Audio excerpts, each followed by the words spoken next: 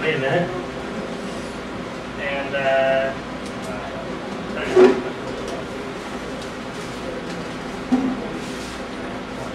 Botage et su Microsoft. Three people to help me do that. All right, I will go slow and fast at the same time. You don't need to know the history about me. But I work at the Microsoft Security Response Center. Recently, we got some recognition in a magazine as one of the top 10 worst jobs in science.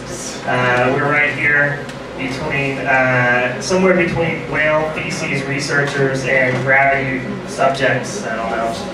This makes hiring very difficult, but we like our job. So what I'm going to try and do, and if I start talking too fast, just kind of do like that, and I'll slow down. But I didn't realize this was messed up. But is to go over the security ecosystem. I'll go through some trends that we're kind of seeing from Microsoft's point of view.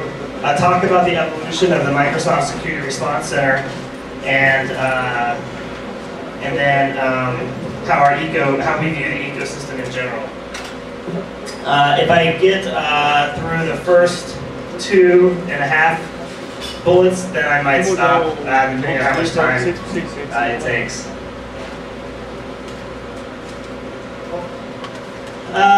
Most security talks that I either give or watch, they talk about trends. Everything's always going up. Same here. So we have, if you look at year-over-year vulnerability reports, both across the industry and just for Microsoft, we see roughly a 20% year-over-year increase. If you look across different products, it's relatively the same as far as vulnerability reports. We're also seeing what I'm calling increasing velocity, which is basically the time it takes from an update being released, a patch being released, till there's an exploit is really small. And it was mentioned earlier, like within hours, folks are reversing our patches. In fact, we have to start publishing our patches early. We try and get everything at 10 o'clock in the morning, and we actually know people are looking at our staging servers and grabbing the patches a couple hours before the release just to get that head start.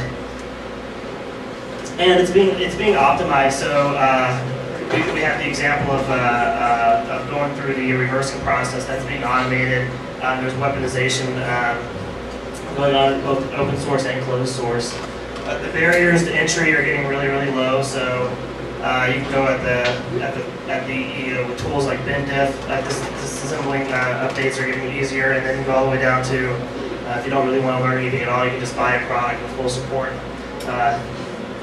We'll go through some of those later. This is kind of the landscape as we've seen it evolve. I'll go through this in more detail later on too, but kind of this is where we feel like we're at today, where we've got a lot of these application level vulnerabilities being used in targeted attacks. This is a new some new research that we've done, and if anybody has questions or thoughts on this, I'd appreciate it afterwards. But we see the 20% year-over-year increase in vulnerabilities, but when we actually try and look for exploit code, basically really reliable exploit code for those vulnerabilities, while the number of vulnerabilities is increasing, the number of exploit code out there seems to stay relatively flat, maybe even on a slight decrease. Don't have a whole lot of answers as to exactly why that's happening. One thing we did notice is if you look at the newer Microsoft products, there's less reliable exploit code that we can find publicly for the newer products than the older products, and that could be a factor of maybe the protection technologies are making it harder to make these vulnerabilities weaponizable from an exploit point of view, or maybe it's just that the customer base, the attack base, isn't there for these newer products. That's you can't see the full table, but there's a list of exploits that we were able to find across different products. So this is the history of the MSRC. So back in 1997, there was a a 0-day basically, and Internet Explorer got a lot of news, a lot of attention, and we didn't have we didn't have any process in Microsoft on how to handle that. So there was a lot of scrambling that occurred, and when it was all finished, there's a few things emerged. One was we had the email address secure@microsoft.com, which is where any vulnerabilities that are found in Microsoft products get reported. The Internet Explorer team, they started their own security team. We started the Security Windows Initiative, which is a team focused on security for Windows, and the Microsoft Security Response Center began. And really, I think the most important thing that happened back in 1997 with this event was Microsoft started understanding the impact that the security community can have, and began listening to the security community. Has anybody heard of the TWC memo? This is the TWC Trustworthy Computing memo that Bill Gates wrote, and just wanted to grab a screenshot of it. Unfortunately, you can't see the highlighted portion, but basically what this says is security is the most important thing that we can do for .NET, which was Windows Server 2003. This is really when the Trustworthy Computing initiative got started. This is the security development lifecycle as it existed in 1997. You can see this is the process today. I'll explain the important parts at the top of the slide, but one of the key things, every product, doesn't matter if it's just a small component or a large component, goes through a final security review. So the goal of the SDL is to have security throughout the entire phase of the product's development, but nothing gets released without a security review with an independent auditor that's in our security team checking out, making sure the product's in there. And the second thing I wanted to call out is being able to respond to a vulnerability is part of the product's development. So as you're getting, let's say they're looking at Longhorn server right now, part of the Longhorn server planning is making sure they have the ability to respond if a vulnerability is discovered after it's released, which it probably will be. This is the MSRC today. There's the this is my team, the MSRC case manager. So for every vulnerability found in a Microsoft product outside the company, there's somebody that owns resolving that vulnerability in the best way for customers. We also have a release management team. That's making sure that the second Tuesday of every month, everything comes together in the right way. We have security engineers, which are specialists that try and emulate the hacker threat. As far as, we don't want to ship an update that doesn't fix the problem, or ship an update that points out another issue right next to it. We have a PR team. We have the security community outreach. We also have partner outreach to other areas of the ecosystem, maybe not the security researchers, but certs, ISVs, and we do root cause analysis for every issue that's discovered. So this is the role of the MSRC in the company. So our primary goal is to protect the customer. We also want to make sure we understand the security ecosystem. We basically don't want to learn that we've stopped listening like we did back in 1997. We don't want to roll back to that time frame. We also analyze threats and respond to them, and then we work with partners to understand what's going on, and then make sure that we're doing root cause analysis. Really, we kind of view ourselves as risk management for the product groups. This is a decision-making framework that was really interesting in the military, but basically, without my input, we use that internally just to make sure that we're making decisions fast and being able to use that in product development life cycles. So this is our process. We put it into two buckets. So most people are familiar with the second Tuesday of the month when we release security updates. That's the most visible. And we also have, when things are going wrong and are really bad, we have our incident response process. I'll go through case studies of both of these. This is the I guess the whole life cycle of how we respond to vulnerabilities. in gnarly detail. I'll just get past this and I'll use some case studies to kind of walk through it. So what I wanted to do now is just to kind of explain the process and how it came to be using examples from the past. So, you know, MSRC's been around for about 10 years. If you look at the first part of the process, it's the triage process. Basically, we're trying to understand what's bad, how bad is it, or what's less severe, and then reproduce that internally ourselves. We get non-traditional bug reports. This is actually a real subject line from an email that came into MSRC.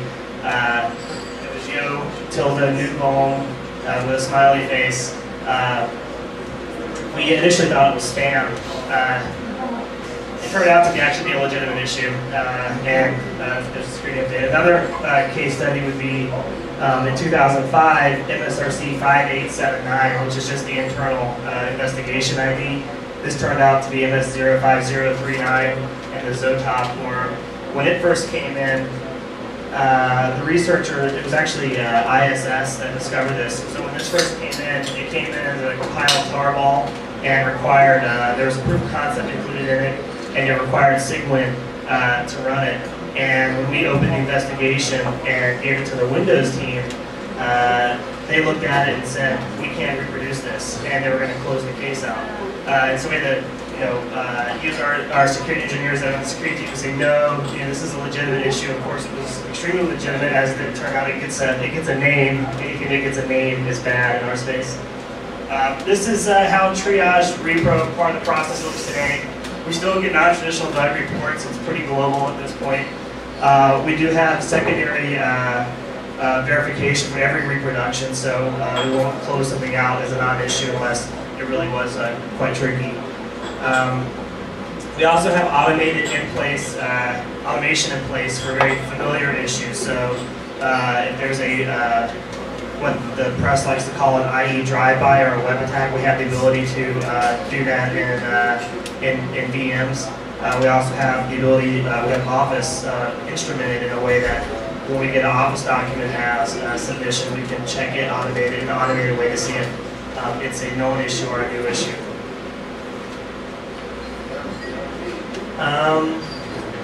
So once we know that there's a vulnerability in a product, the next part of the process is developing the fix. This is a look at things that we've learned, the hard way in the developing the fix part of the process a few years ago. This one's pretty near and dear to me because it was my first issue that I owned when I came to MSRC. It was a bulletin, MS03032, which was an Internet Explorer bulletin. There was a vulnerability where you could have an object data equals tag pointing to an HTA. If you don't know what an HTA is, it's basically, think about Internet Explorer without any security at all. You can run Debbie Shell, you can do whatever you want as far as scripting without any user action. This one got known as the Matrix vulnerability because it was found by EI, and in their advisory, their proof of concept code wrote follow the white rabbit on a command shell. But we fixed it, and a few days later there was a posting on Full Disclosure with the subject line "Bad News Microsoft," and it was a guy, the Equib, basically took that same exact HTML, put it into a JavaScript pop-up window, and it still worked right after we put out the update. So that was a 0-day for all customers. Another example, so basically we missed an obvious variation. Another example is the one Blaster. We fixed MS03026, I think it was 11 days after LSD reported it to us. But that just brought a whole lot of attention to that area of code, and there was a bunch of other issues there that we didn't find because it didn't take the time to fuzz or to do any type of analysis. So we ended up shipping MS03039 a few months later, and then we ended up shipping MS04011 after a concerted lockdown. What you can't see down here is a bunch of bulletins dealing with image parsing vulnerabilities. So the lesson that we learned here is, one, we made threat modeling a part of the MSRC process. So it's part of developing the next version of the product, but it's also part of shipping just the patch. For example, that IE issue where we missed the JavaScript, threat modeling would have caught that. Fuzzing probably wouldn't have caught that. But if you knew it was a design issue, you just look at some assumptions that we may have made and where else we would have made those assumptions. Fuzzing is now a requirement. So if there's a vulnerability that we find that is susceptible to fuzzing, we'll fuzz before we release it. We also work with the product teams themselves to make sure that they have the tools they need to take these actions before they release. And we have a team that's dedicated to try and beat every patch before it's shipped. Once you've developed the fix, we move into our testing phase, trying to make sure we didn't break anything. Looking in the past, I pulled this up from the year 2000. There was a front page server extensions vulnerability that was reported by Rainforest. I literally just went through some email archives finding cases to use as an example. This one was reported on the 11th of April, and we fixed it on the 13th of April. And it was a private report. That means the total test time was 1 day. So we were super fast, which is great. But it's not always great. So we had this lesson learned the hard way. In October 2003, we released 7 security updates that month.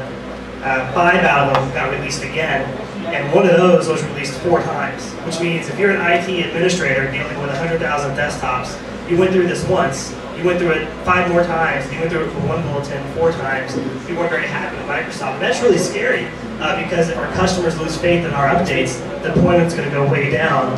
Looking at the trend earlier where time to exploit's going way down and deployment's taking longer, that's not a good combination. So some things that we've changed from then to today. One, we have the monthly release process that everybody's fairly familiar with. With this, we test the component itself. So let's say there's a vulnerability in RPC. We test RPC to make sure that RPC does what it's supposed to. We also have breadth testing, which is making sure that applications that use RPC across Microsoft and top-tier ISV applications still work after the fix is made. We have limited testing internally, so we eat our own dog food. Meaning that not every desktop in Microsoft gets the patch, but a pilot group does, and our help desk takes calls to see if there's any problems before it's released. And if there's a small set of customers that if they're willing to go through the hoops that we require them to go through to test, let them test our patches on their line of business applications in a non-operational environment before we release it. And we still have the ability to move fast if we need to. I think fast can be relative, but when you look at these 2 issues, WMF, which was a core graphics component, and DNS, which was in 2007. We fixed those in a few days.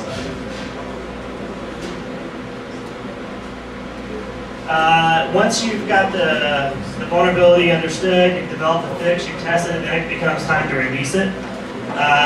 Looking back, before we had our monthly release process in 1998, between June and August, we had 12 Patch Tuesdays. So if you think about the way customers respond to a second Tuesday of the month today, that happened 12 times in the span of less than 60 days a few years ago, which is pretty disruptive. Basically, you'd come in to work and you'd have like a 1 in 3 chance of having to stop everything and deploy an update. In 2003, we started the second Tuesday release process. In 2004, there was an update that I don't think it's well known, it may be, but externally, that this was kind of a transitional event, but it was for Microsoft. We released a security update for GDI Plus, which is incorporated in 53 products. We knew this was going to be painful for customers, so we thought a lot about the consumers. How would my mom know that a Picturit as a product had the vulnerability and they needed to download an update? So we did a lot of stuff for consumer detection. We just assumed that the enterprise would be able to handle the detection for their environment, and that wasn't the case. We had a lot of very angry enterprises saying that it was not realistic for them to develop custom detection for 53 products in a rapid way. So some of the things that changed based off this: 1, we have the release cycle, but we also do an advanced notification, so we give people a heads up on the Thursday before the Tuesday of what's coming. We also lock down the updates 1 week before they're released internally. And actually, what this means is that these security updates aren't just sitting on a shelf waiting for a week. The reason we lock them down is because we then hand it off to our detection and deployment teams So SMS, Microsoft Update, Windows software update services. Basically, it's that lesson learned from GDI Plus. We want to make sure that our deployment teams are testing and that there's no security update that comes out of Microsoft that doesn't work with at least one, with at least the set of Microsoft patch management tools that it's supposed to.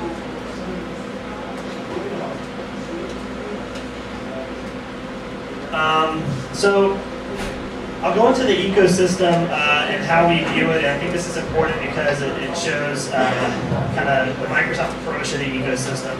I'll cover the actors, the technology, and the economics. When thinking about the actors, our goal there is to understand the decision-making process of the different folks in play in the community and make sure that we're engaging in all the right segments.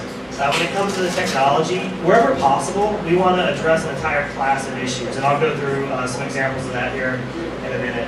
Also, the economics. We want to promote the legitimate business practices where we can. We want to make the illegal business practices increase the cost of being able to do that. And you can't see it on the slide, but that's I'll go into some examples of that as well. So this is our role. One thing that's kind of the good and bad of being at Microsoft is, we have a huge deployment, so there's a lot of customers, but and that's makes it really complex as far as how we have to respond. But if we can take a good, positive, smart action, it helps balance out the asymmetric nature that the customer is facing. So these are the different actors and technologies that we look at. They're probably familiar to you, and just for time, I'll keep going. This is how complex we view the ecosystem. So you can see that, especially as a, you can't see it as a vendor. They're connected to, a bunch of different elements within the community. The ones that you can see, one botnet herder would be, the payload coder. So I'll show you an example of end-to-end malware houses that produce malware. As a service. Exploit writers. They're all interconnected, and I'll go through each one. So vulnerability fighters. This is where we spend the majority of our time as MSRC interacting with the community because they're reporting things to secure at Microsoft.com. This is, as was mentioned earlier, the Hacker Foundation discussion. This is free research that we get from the community. It's a really diverse community. So they work across, different technologies, different geographies, different time zones. You saw the example of the subject line from one of the vuln reports that we got. Sometimes it's a headache, meaning that there's a lot of maybe some, mutual learning that needs to occur. Maybe there's some PR misalignment, and sometimes we just make mistakes and we don't understand the issue.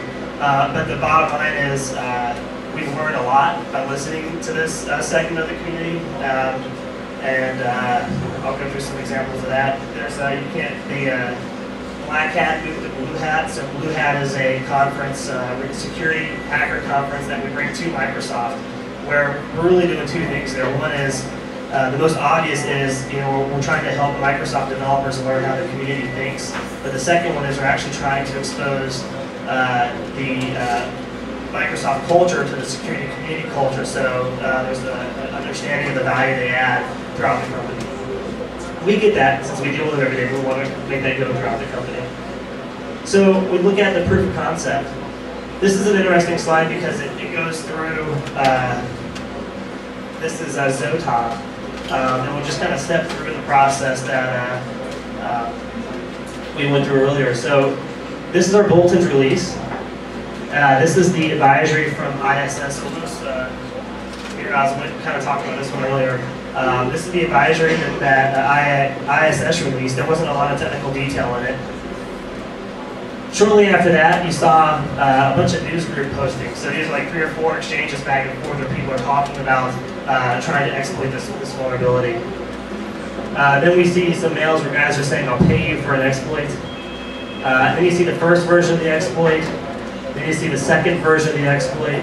Then you see the third version, which was the House of DBoss version of the exploit. And this eventually turned into Sh0t because it was the most reliable of the exploit. We also see weaponization, so if you look at WMF, at some point, let's see if this works. Yeah, so basically, you see this posting here where they said, okay, they went ahead and created a, you just take whatever executable you want and it'll create a malicious to do that for you. And it's not on the screen here, but the quote is, this boy is now ready for Kitty's party.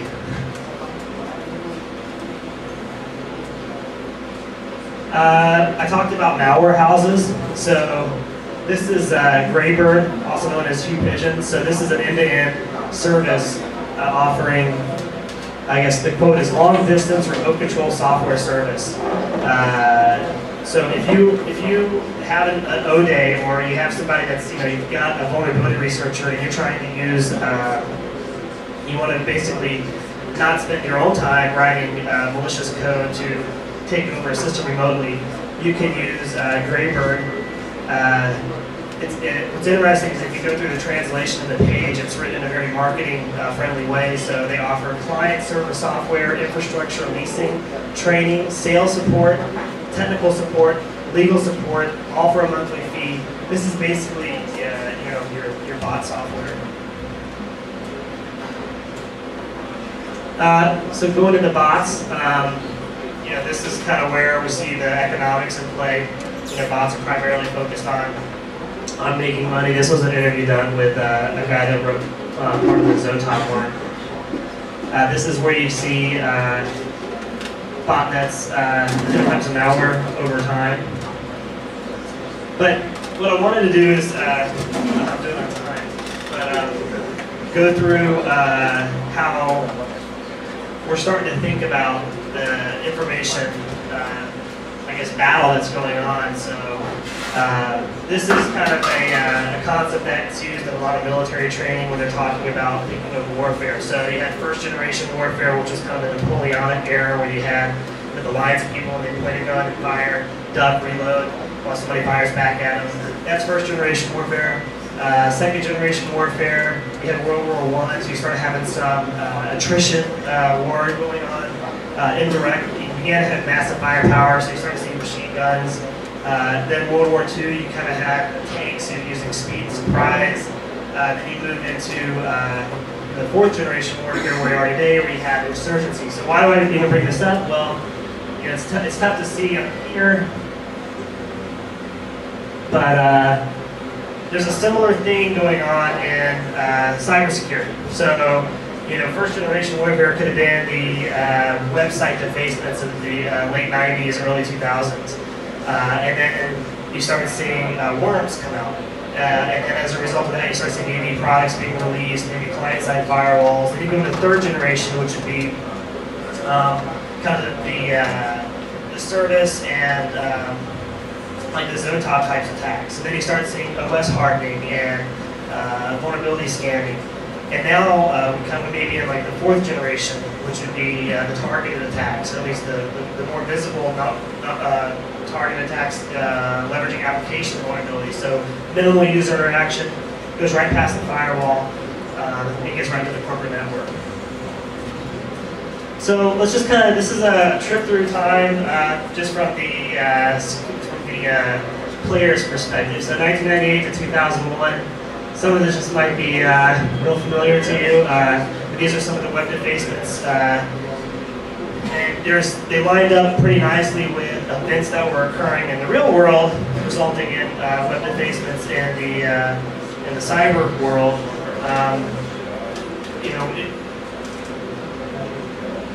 That was pretty much it. I think, I guess web defacement still happen today, but there was a lot that was pretty rampant back then. And then you move into 2001 to 2004, which we'll call the era of the big worms.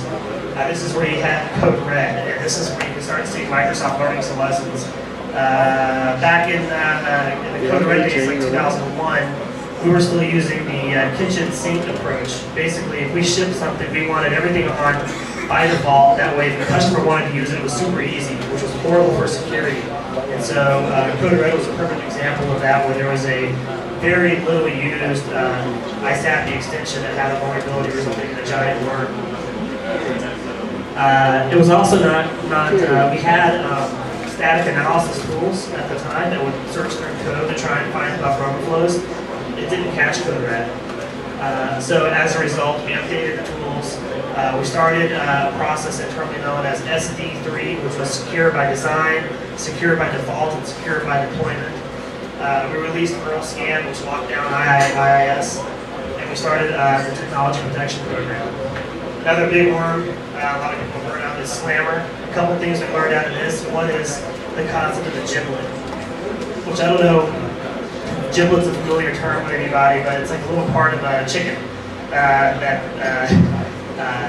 usually, sometimes you eat it, but those people throw it away. So in our language, what we're talking about there is maybe a binary or a component that's shipped in a whole lot of places.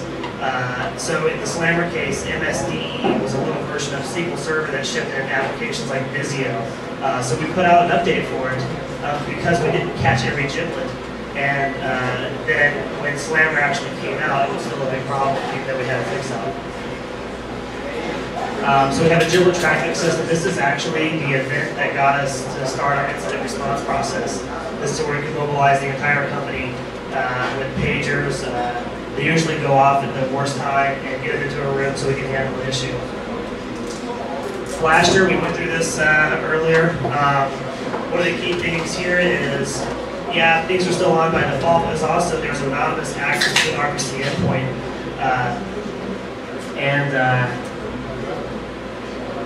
And as a result of Flasher, one of the things, probably the most visible thing, was XPSP2 Shift. In XPSP2, we try to remove a class of issues by setting a lot of authentication on RPC endpoints wherever possible. So a lot of what would have been remote, unauthenticated, vulnerable issues turned into local elevation privilege, even though the vulnerability was still may still been there.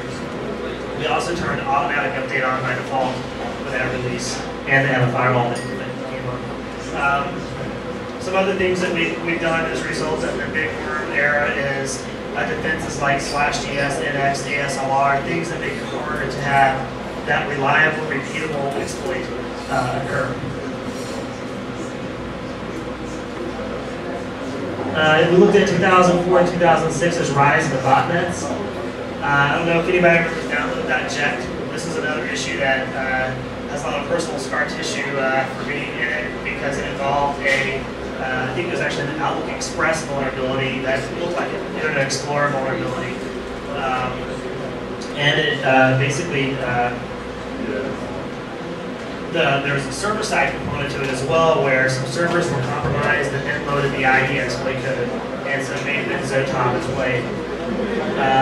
The infection vectors, you can kind of walk through this. This may be familiar, but here's a compromised web page that points off to another site with a JavaScript page.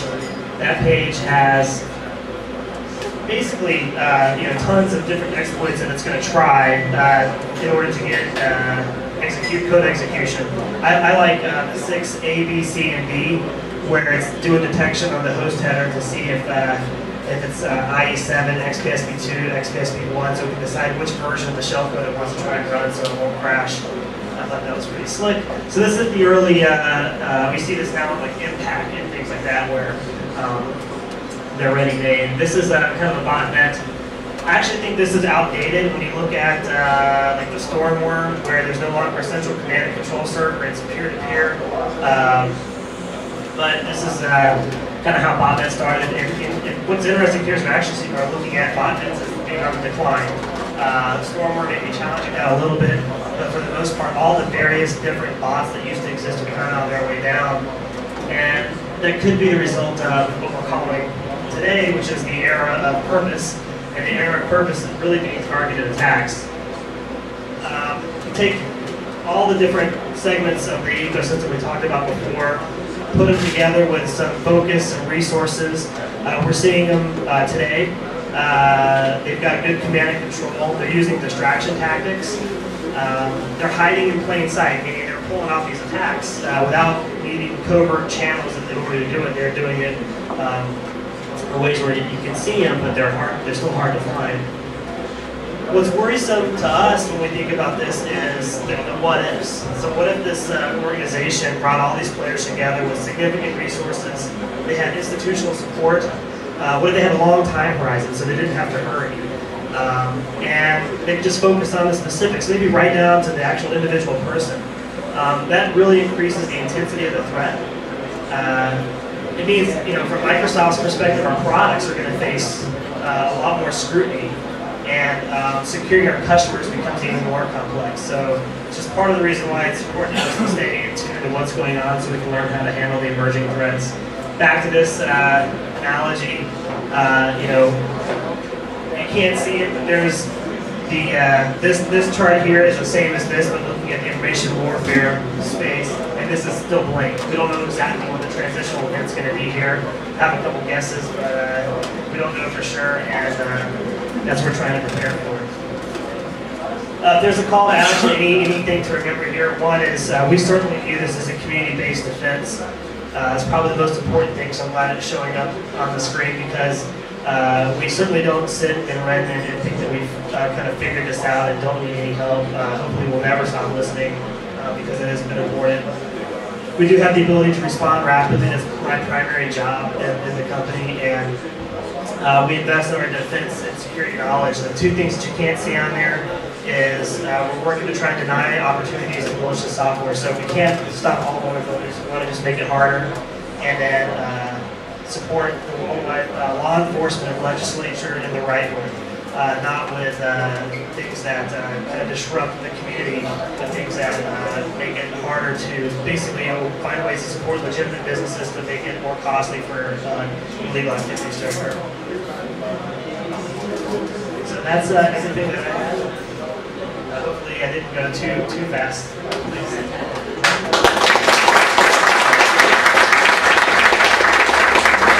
Thanks, Mike. Really appreciate it. Qualquer pergunta que vocês tiverem pro Mike, chama ele no canto, conversa com ele. E é isso aí.